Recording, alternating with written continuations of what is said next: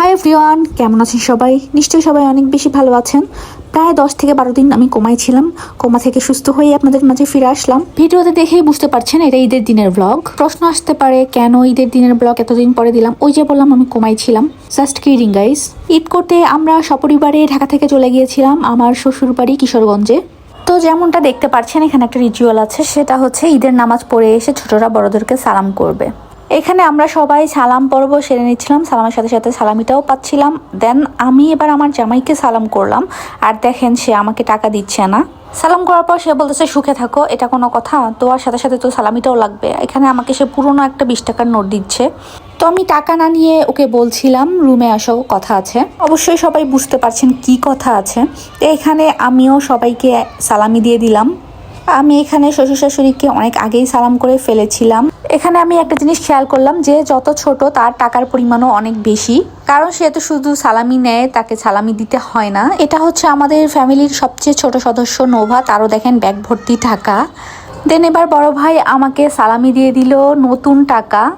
দেন এবার রুমে এসে আমার জামাইয়ের থেকে হিসাব বুঝিয়ে নিলাম। দেন এবার বড় ভাই এসে ওকেও সালামি দিল।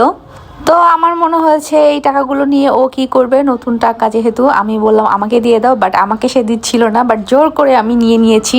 আর এই কাজে আমাকে সহযোগিতা করেছে আমার দুই পিচ্চি। আজকে শুধু ঈদের দিন না, আজকে আরো একটা স্পেশাল ডে। সেটা হচ্ছে আজকে আমাদের বড় ভাই আর বড় ভাবির হ্যাপি অ্যানিভার্সারি। তো ঢাকা থেকে আমি ভাবির জন্য একটা গিফট কিনে নিয়ে গিয়েছিলাম, একটা ওয়াচ।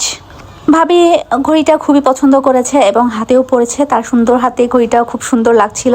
ভাইয়া ভাবির এটা কিন্তু 1 যুগ পূর্তি, অর্থাৎ 12 বছর।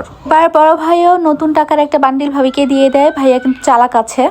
ঈদ সালামি আর অ্যানিভার্সারি গিফট একসাথে দিয়ে দিয়েছে। এনিওয়েজ, এটা হচ্ছে আমাদের কুরবানির গরু। আলহামদুলিল্লাহ এদিন সবকিছু ভালো লাগে, শুধু এই গরুর কুরবানিটা একটু দেখতে কষ্ট লাগে। তো এটাই আল্লাহর নিয়ম। গরু কুরবানি করার পর এখানে মাংস কাটাকাটি হচ্ছিল। মাংস কাটাকাটি করার পর সুন্দরভাবে বন্টন হয়। দেন আমাদের মাংস আসে, ভাইয়া সেই মাংস রান্না করার জন্য চুলায় বসিয়ে দেয়।